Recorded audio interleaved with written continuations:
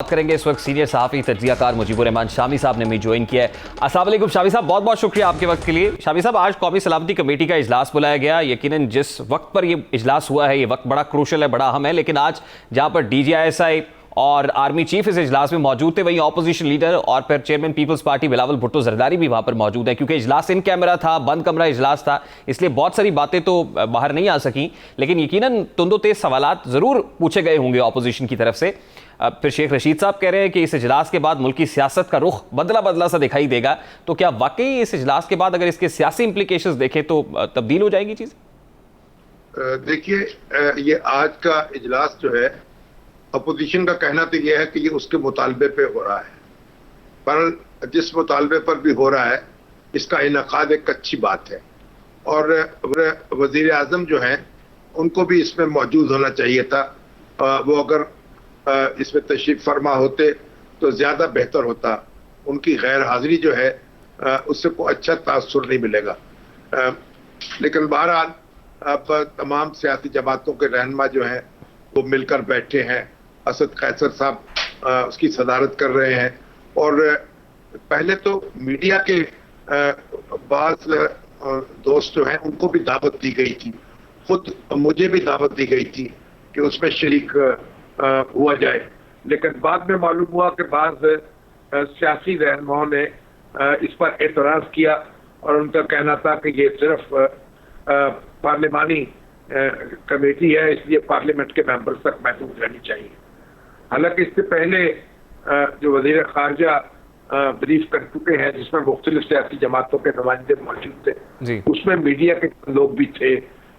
Chief of army staff जो है general Qamar Javed Bajwa, Ramzan के दौरान उन्होंने भी बड़ी तवील ब्रीफिंग की थी। उसमें भी वो मीडिया से, उसमें सारे लोग ही मीडिया से ताल्लुक़ रखते थे और कोई वायलेशन नहीं हुई थी। कोई जो राजदारी का पूरा एहतमाम रखा गया था और जो कुछ उन्होंने कहा था वो मीडिया ने उसकी हिफाजत की। शामी साहब, रिपोर्टेडली ऑपोजिशन रहनुमाओं की तरफ से दरखास्त की गई थी कि इसमें गैर पार्लियामानी लोगों को नहीं होना चाहिए, उसमें सहाफ़ी नहीं होने चाहिए, दीगर लोग जिनको फहरिस्त में शामिल किया गया था वो नहीं होने चाहिए, और उनकी फरमाइश के बाद ये लिस्ट रिविजिट की गई। पता नहीं हमसे इतना हिजाब क्यों था अपोजिशन को। हालांकि अपोजिशन तो अदालती कमरे हैं, उनमें कैमरे लगाने की बात करती है, कहती है कि वो अदालती कार्रवाई तक जो बराह रास्त टेलीकास्ट होनी चाहिए। तो वहाँ मीडिया अगर मौजूद होता तो जाहिर है कि वो ज़्यादा बेहतर होता, कुछ हमें भी आगाही होती। तो अब हम भी सुनी सुनाई बातों पर इत्तफाक करेंगे, इस पर मजबूर हैं। और अभी तो वो सुनी सुनाई बातों तक भी नौबत नहीं पहुँची। लेकिन जो एक यानी बुनियादी नुक्ते हैं वो तो वाजे हैं कि अफ़गानिस्तान की जो सूरत हाल है और उसमें पाकिस्तान का किरदार है वो ज़ेर बहस आया होगा। फिर इंडिया के साथ जो मामलात हैं कुछ न कुछ रोशनी उस पर भी डाली गई होगी। लेकिन बुनियादी तौर पर इस वक्त जो अफ़गानिस्तान में खला पैदा हो रहा है और अमेरिकी फोर्सेस जो है अफ़गानिस्तान से रुखसत होने वाली हैं, तो उसके बाद वहाँ क्या सूरत बनेगी। और इस वक्त तक अफ़गान हुकूमत और तालिबान के दरमियान कोई बामकसद बातचीत जो है वो होती नज़र नहीं आ रही। और पाकिस्तान इस हवाले से मुस्तरब है, क्योंकि पाकिस्तान के हमसाया के तौर पर अफ़गानिस्तान के मामलात जो है वो पाकिस्तान पर असरअंदाज होते हैं। इस वक्त भी 30 लाख के करीब जो मुहाजिर हैं, जो निवासी के में पाकिस्तान आए थे कई अशरे पहले, वो आज तक पाकिस्तान में रह रहे हैं, उनकी वापसी की सूरत पैदा नहीं हुई। तो अब अगर कोई और रेला आएगा तो फिर हमारे लिए मुश्किलात बढ़ेंगी। शामी साहब, हमारा ख्याल है कि नेशनल कंसेंसस अगर डेवलप हो जाए इस तरह के इशू के ऊपर, तो ये हमारी स्ट्रेटेजिक नौयत के मामलात और हमारी पॉलिसी को मजीद स्ट्रेंथन भी करेंगे। अगर मिलिट्री एस्टैब्लिशमेंट वहाँ पर मौजूद है, हम रहनुमा है, तो यकीनन उनको जब एंडोर्समेंट मिल जाएगी पार्लियामानी रहनुमाओं की तरफ से, तो उनके इस फैसले के अंदर भी मजीद ताकत ऐड हो जाएगी। लेकिन शामी साहब, जिस तरह आपने कहा कि वज़ीर आज़म इमरान खान साहब वहाँ पर मौजूद नहीं थे, आपको याद होगा कि जब जब आर्मी चीफ के साथ को पार्लियामानी रहनुमाओं की मुलाकात होती है, एक मुलाकात GHQ में भी हुई थी, उस पर बड़ा शोर होगा हुआ था कि यार इमरान खान साहब दूसरे कमरे में तो रहे, लेकिन वो उस मुलाकात में शरीक नहीं हुए जहां पर ऑपोजिशन रहनुमा मौजूद थे। तो क्या वज़ीर आज़म इमरान खान साहब ने जो गुज़श्ता रोज़ पार्लियामान के फ्लोर पर ऑपोजिशन को साथ चलने की दावत दी और आज वो गायब हो गए, तो वो भी किसी के कहने पर सिर्फ हालात को सॉफन करने के लिए कहा इमरान खान साहब ने, और वो ऑपोजिशन के साथ नहीं बैठना चाहते? मूड अभी वही है। देखिए, वज़ीर आज़म की तकरीर तो बड़ी हौसला अफजा थी और उससे ये उम्मीद पैदा हुई थी और वो उम्मीद अब तक भी मौजूद है के नया चैप्टर जो उसका आगाज़ होगा और अपोजिशन के दरमियान और हुकूमत के दरमियान एतमाद की कुछ ना कुछ बहाली होगी। लेकिन वज़ीर आज़म जो हैं आज इस नशिस्त में तशरीफ़ नहीं लाए। इससे पहले नवाज शरीफ साहब के दौरे हुकूमत में जब भी इस तरह की मुशावरत का एहतमाम हुआ जिसमें फ़ौजी क़यादत भी मौजूद थी और सियासी क़यादत भी मौजूद थी, तो ख़ुद वज़ीर आज़म वहाँ मौजूद रहे। आपको मालूम है कि पेशावर में जब स्कूल पे हमला हुआ, दहशत गर्दों ने जो बड़ी हौलनाक वारदात की थी, उसके बाद सारी हमारी मजहबी और सियासी जमातें इकट्ठी हुई थी और लीडरशिप सारी इकट्ठी होकर बैठी थी और उसमें नवाज शरीफ साहब भी मौजूद थे वज़ीर आज़म के तौर पर, chief of army staff general Raheel Sharif भी मौजूद थे। तो इसमें वज़ीर आज़म जो हैं उनकी मौजूदगी से मामलात ज़्यादा उनमें एतबार होता है, वक़ार पैदा होता है। अगर वो होते तो बेहतर था, लेकिन बहरहाल उनकी जमात की नुमाइंदगी है, उनके वज़ीर ख़ारजा मौजूद है, वज़ीर दाखिला मौजूद है, दूसरे लोग मौजूद हैं और सारी सियासी जमातें मौजूद हैं।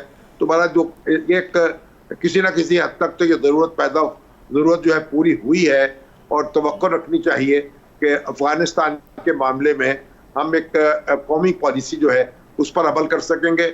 और वज़ीर आज़म ने वैसे तो ऐलान कर दिया है पहले ही इस इजलास से कि वो किसी सूरत अमेरिका को अड्डे नहीं देंगे और अब देखना ये होगा कि अमेरिका के साथ या अफ़गान हुकूमत के साथ या तालिबान के साथ हमारे ताउन की हदूद क्या होंगी और हम एक दाखिली सूरत हाल में से उलझने से कैसे बचेंगे।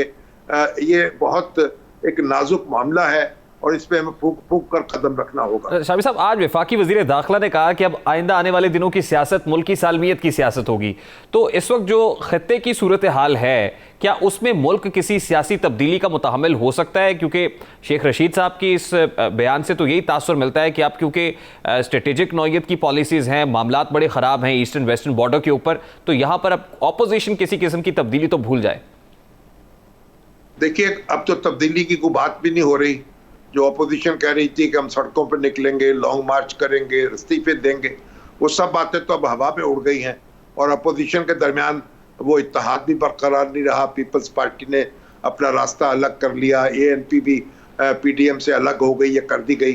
तो PDM अपने तौर पर अपनी जगह मौजूद नहीं है और ना उसके वो नारे हैं, ना दावे हैं, ना लॉन्ग मार्च है और ना ही इस्तीफे हैं।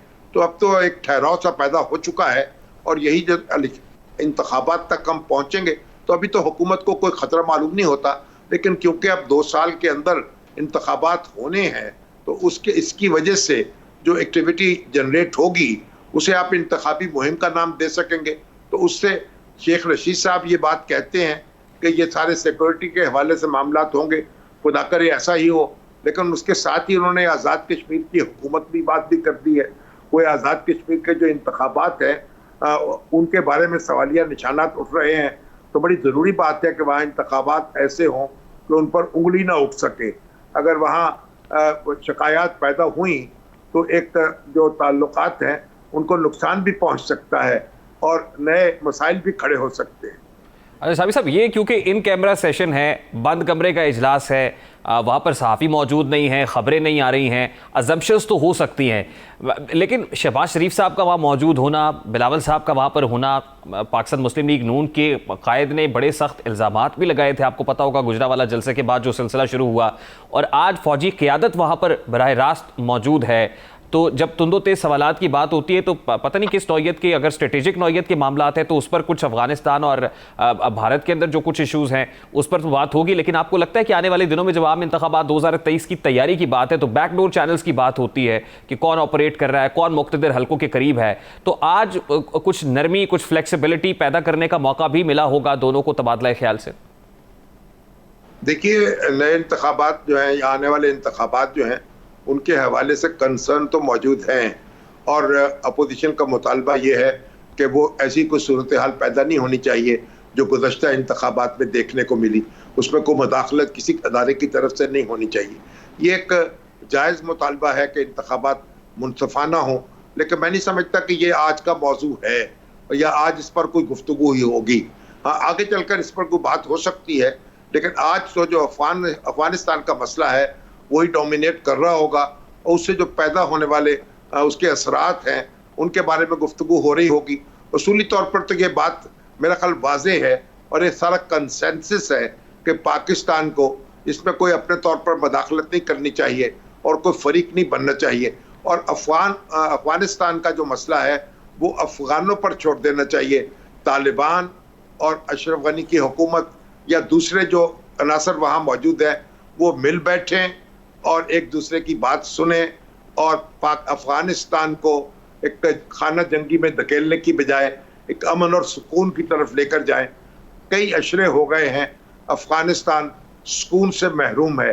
अब ये अफगान रहनुमाओं की बुनियादी जिम्मेदारी है कि वो अफगानिस्तान को सुकून दें, अमन दें, और पाकिस्तान भी अमन के हवाले से तो किरदार अदा कर सकता है और किरदार अदा करना चाहिए। इसमें तो मेरा ख्याल है कोई इख्तिलाफ राय नहीं होगा और ना ही इसका आज़ार किया जाएगा। शाहिद साहब, अमेरिका को मिलिट्री बेसिस ना देने का फैसला समेत जो अमेरिका के दबाव में ना आने का फैसला है और जो रिजिड स्टांस है, बड़ा स्ट्रिक्ट किस्म का एक इस वक्त स्टांस वज़ीर आज़म इमरान खान साहब को उनकी हुकूमत का है, क्या इसमें कोई तब्दीली वाकई हो सकती है? क्योंकि अमेरिका और पाकिस्तान का अगर रीसेंट पास्ट में हम देखें तो एक लव हेट रिलेशन तो रहा है और कुछ लोग ये कह रहे हैं कि अगर जो बाइडन की कॉल आ जाती है तो हो सकता है उसके बाद फिर से मामलात अमेरिका के साथ उस्तवार हो जाएं, राहें हमवार हो जाएं। तो आपको लगता है कि एक बाइडन की कॉल से मशरूत हैं बहुत सारे मामलात जिसके बाद रिवर्सल भी हो सकता है डिसीजंस का?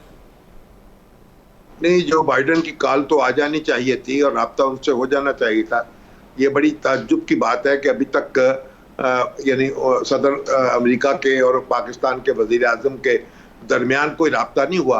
अगरचे के हुकूमती सतह पर और एस्टेब्लिशमेंट की सतह पर तो राब्ते मौजूद हैं। CIA के चीफ भी और उनके जो फौजी कमांडर भी वो पाकिस्तान का दौरा कर चुके हैं और मुसलसल हमारी अफवाज से राब्ते में हैं, लेकिन हुकूमती सतह पर राब्ते जो हैं जो होने चाहिए तो वो नहीं हुए। लेकिन बुनियादी बात यह है कि अमेरिका के पास अड्डे वहाँ मौजूद रहे हैं, अमेरिकी फोर्सेस वहाँ मौजूद रही हैं और 9/11 के बाद अब देखें इतना अरसा गुजर चुका है कि अमेरिका के बस में और नेटो फोर्सेस के जो भी बस में था वो उन्होंने किया है।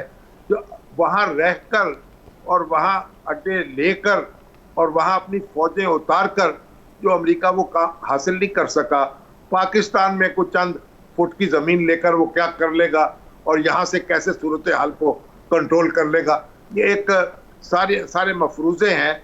और अमेरिका जो है, मैं नहीं समझता कि अमेरिका पाकिस्तान की सरजमीन पर कोई पाँव रख के तो समझेगा कि मैं अफगानिस्तान के मामलात को दुरुस्त कर लूँगा।